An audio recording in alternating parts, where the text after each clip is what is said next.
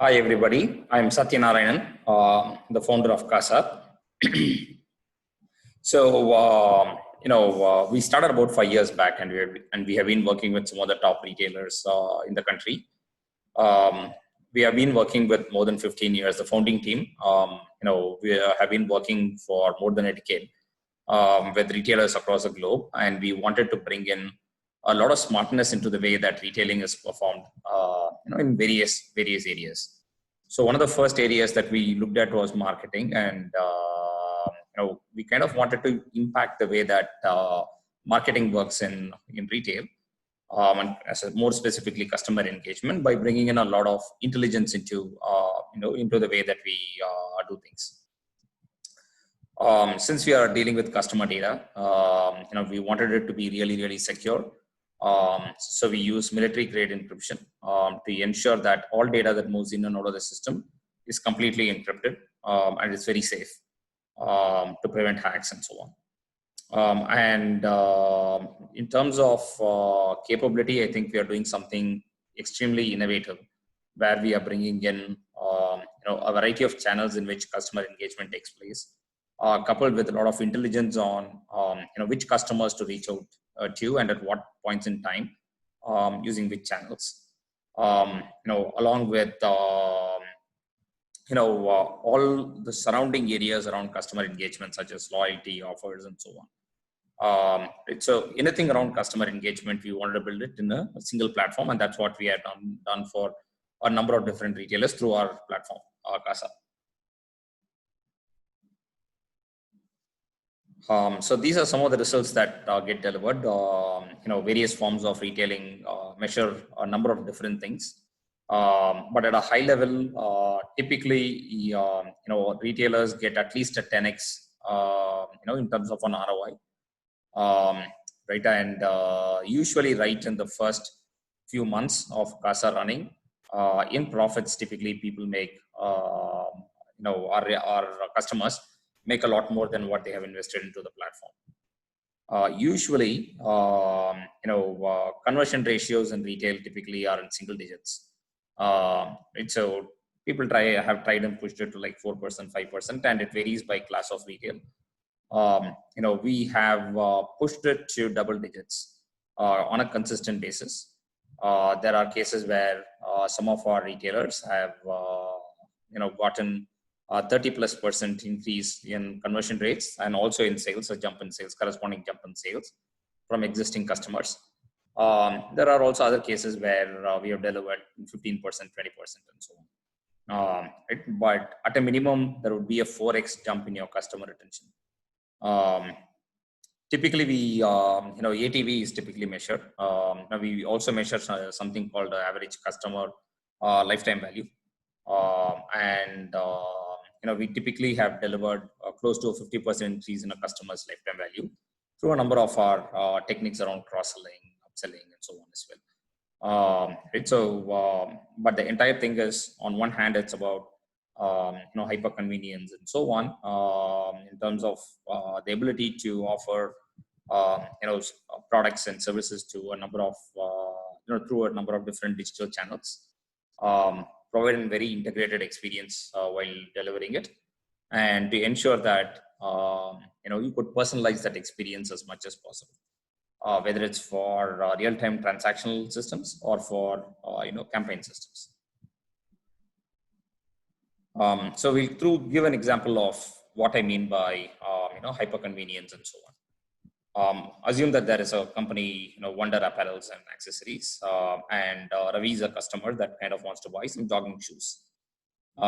Traditionally, you would have actually gone to the store, and with the advent of Corona, that's not necessarily, most people do not feel safe in going out in this new environment and having that wherewithal to go and shop at the store. Most of the retailers that we have worked with have seen significant drop, though August and September have been reasonably decent, but it's nowhere close to earlier levels, and that's going to continue for some time till the vaccine is more widespread.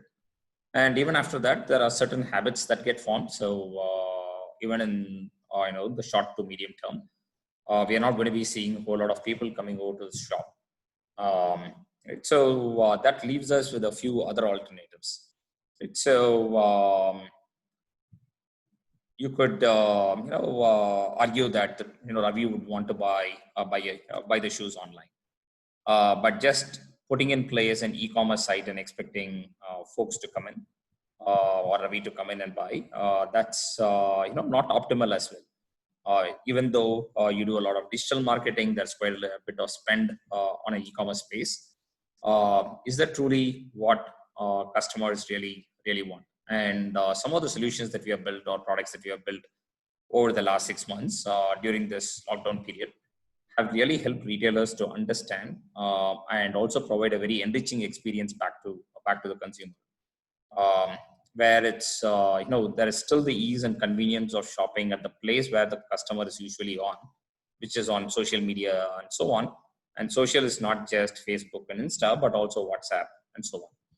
So one part of the journey is to be able to understand where the customer is and enable the customer not just to view products, but also to conduct the transaction right there.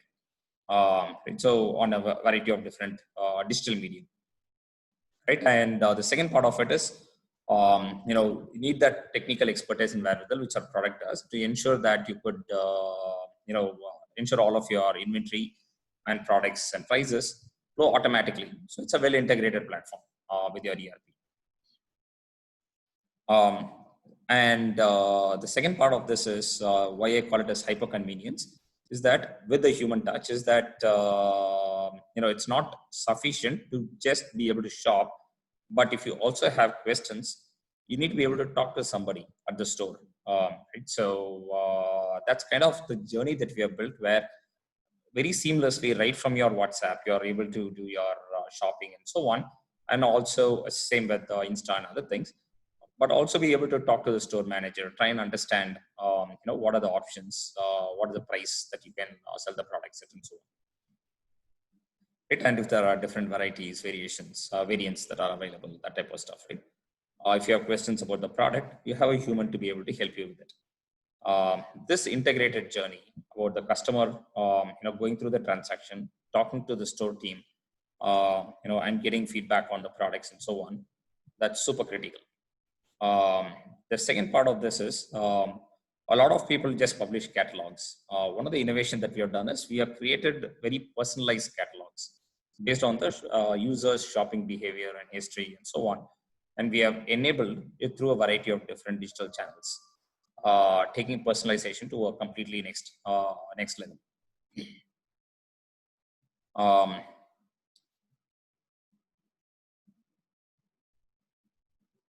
One second while it moves to the next slide. So the second part of our solution, right? So one part we saw a lot of hyper convenience with the human touch on one hand. Now we'll talk about the other part of the equation where it's not a transactional system necessarily, but you're trying to engage with customers through a number of different mediums. So typically, there's a whole lot of data that's in your point of sale systems, in your ERP, maybe even a customer platform, and so on. And you have data from your e-commerce site, social media, that type of stuff. Right? So Casa has a customer data platform, a CDP, which understands and collects data from a variety of sources and creates intelligence out of it. Right? So there are AI engines that run on top, which understands behavior of customers across all of these channels to understand where customers typically, look for things. What are they looking for? Whether it's a positive or a negative feeling that they have while looking at that item, and what are their interests. Therefore, what are their interests? What are lookalikes of such customers? What can you promote to them which will add value to their shopping experience? All of this is understood by our AI engines. And outcomes, what are the typical channels through which people interact with? What types of products do they like, or what could they potentially like? What is their typical frequency with which they come to the store, or latency gap between two different purchases?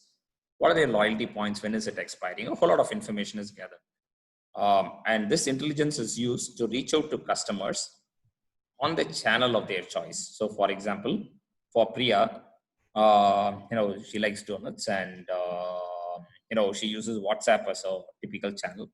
So the communication actually goes on WhatsApp as a channel with, let's say something on donuts. It could be your latest collection of donuts, something that's, going to satiate her taste buds or her sweet tooth. Um, Whereas for Rohan, typically they're on Messenger on Facebook. So it could be a Messenger kind of communication along with a milkshake and a offer promo. Right.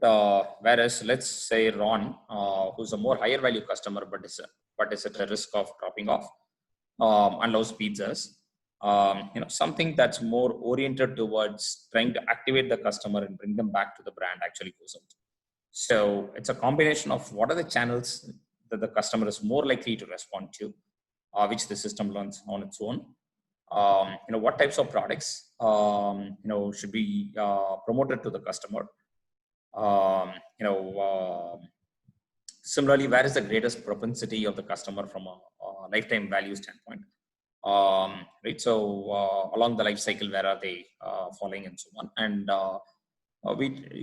Casa, the engine, helps you to understand that behavioral patterns and promote appropriately to those customers. Um, would be happy to take any questions. Thank you.